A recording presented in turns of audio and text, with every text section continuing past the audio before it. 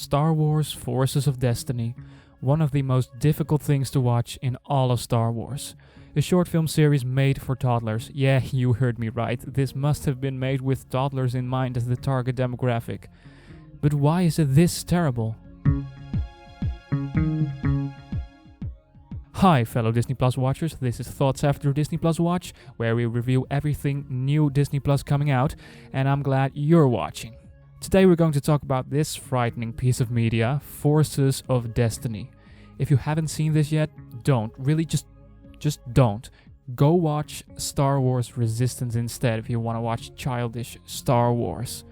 That show is the best story ever produced in the history of media, if you compare it to Forces of Destiny. A quick disclaimer, if you don't agree with me, that's totally fine. I don't want to force myself to be nice to this show because I fundamentally think it doesn't deserve it. But if you're one that likes this, that's awesome, and don't change your opinion. You can tell me and the rest of the world that you like it in the comment section, and let's have a nice civil discussion. So today all the volumes of this 2 to 3 minute short film series aired on Disney Plus, so now all shorts are available as a collection. As they're now hot and trending, God I hope not, I decided to talk about it. The series opens and ends with Maz Kanata. Of all the characters they could choose from, the creators chose Maz Kanata. In between all the shorts, Maz is just busy with collecting items and telling lessons directly to us through the fourth wall. The way that these clips are woven into the narrative feels extremely forced. Like one scene, Maz just gets a box, finds out it is a bit heavy and says, "I could use some help here," but then immediately adds, "Oh well, sometimes you don't know what you're truly capable of." And then the next few shorts are a selection of shorts that are about finding confidence and courage and etc, etc. This is terrible writing. I don't care that this is a kid's show. This is a lazy ass way of moving from one scene to the next. And you know what? I kinda liked it better when the shorts were separated and not in this volume. This was way better because this means no crappy Kanata lessons and much shorter runtimes per click. You were only trapped in this horrible show for 2 or 3 minutes, whereas now, if you watch it, you have to sit through 20 minutes of this horror. Let's get into the shorts themselves. Are there going to be spoilers? Well, I don't think there is anything to spoil really, and that's coming from someone who's going into fight or flight mode whenever I smell a spoiler. Yeah, I'm afraid of spoilers. There, I said it. The word is out. Help me please, I need help. If you don't want to know anything about this insignificant and not worth your time show for toddlers, then you can click away because I will discuss some examples. But please stick around, I'm trying to save your life here. Okay, let me start out with 2 positives. It's not enough, but I want to start with admitting there are 2 tiny little things to enjoy here. I have to be fair. The soundtrack is okay. Not anything amazing, but the reason I mention it is because the composer, I looked it up, it's Ryan Shore, is using the character themes really consistently. When you see Ahsoka, you hear Ahsoka's theme. When you see the Ghost, you hear the Star Wars Rebels theme. When you see Finn and Rose, the Rebellion Reborn music from The Last Jedi plays. No exceptions. Then there's one little short film that's only okay, and actually it taps into Star Wars lore. Very surface level, but it does it and it is refreshing. It's about Sabine and Tristan, 2 characters from Star Wars Rebels, and the statue of Tar Vizsla. Tar Vizsla was a Jedi and Mandalorian ruler who created the Darksaber, at least the legends tell us that. So Sabine and Tristan are trying to protect this statue. It's once again an insignificant 2-minute thing, but the fact that the characters are recognizing its importance and provide a bit of backstory to this Mandalorian legend is cool. But this tells you how terrible this show is, because why are we talking about this? Why? This is the only time there's any Star Wars lore explored.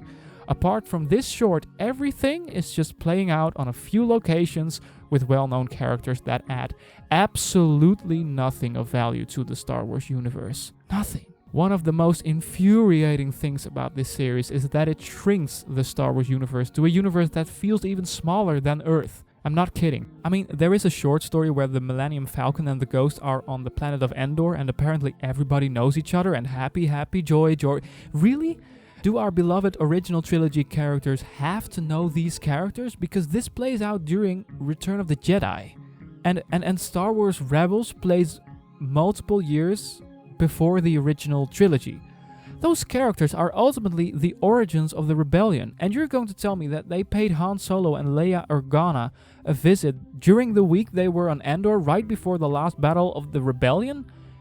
Just because so Leia can say, "No one believes the Ghost is a superior ship to the Falcon." Right, you don't have to tell me, says Han, who sounds more like Prince Charming than anything resembling Han Solo.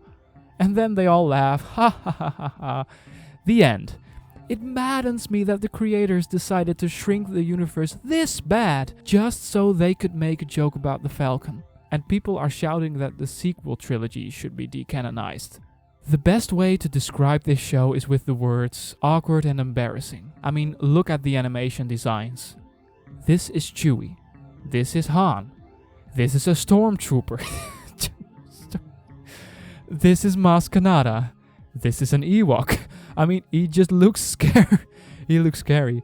Oh man. This is Luke. This is Anakin. Admittedly, they look like they are related, but not in a good way. Of course, not all character designs are terrible, but a lot of classic characters suffer.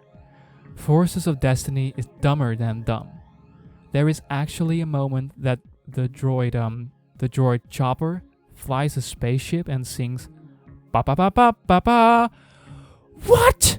Again, Forces of Destiny is dumber than dumb. In an episode called Bounty Hunted, Maz Kanata and Chewie meet and hug. And Maz says, "How is my boyfriend?" The creators of this show must have thought, wow, let's reaffirm the most awkward detail of The Force Awakens in this episode, because why not? The short plays within the time frame of the original trilogy because Leia is still younger. So are you saying that Chewie and Maz were in a relationship even before the original trilogy? And that in the 30 years between Return of the Jedi and The Force Awakens, Chewie was traveling around with Han Solo and still be boyfriend and girlfriend this whole... I can't do this without laughing. Okay, I'm not a sequel trilogy hater, I like those movies, but the fact that Maz Kanata is such a big part of this show is absolutely embarrassing in my opinion. Again, feel free to disagree. This show is bad because it decided to have 2 episodes around porks and 4 around Ewoks. This show is bad because it tries to make you care about very basic morals explored in 2 minutes. This show is bad because it is inconsistent and all over the place, from timeline to location, without giving me any reason to be excited about that. This show is bad because it was marketed as an all-female Star Wars show and suddenly and randomly decides to do a short about old Mark Hamill voiced young Luke Skywalker. This show is bad because it was marketed as an all-female Star Wars show. I mean, do as many females, aliens, and colors in my entertainment as you want. Please make it diverse, but don't make it your freaking selling point. I want to wrap this up. I talked about this, and I think you're starting to understand I passionately dislike this series. I mean, this video was scripted, and I just lost it. Next week, WandaVision starts. That is probably going to be really good, judging by what we know so far. I will dive into each episode every week, so make sure that if you haven't subscribed yet and like Marvel, Star Wars, Pixar, or Disney, you do. Thank you so much for sticking to the end. If you want to leave a like, that's cool. Let's have a lively discussion about Forces of Destiny in the comments if you've survived watching it. For now, have a wonderful day and see ya.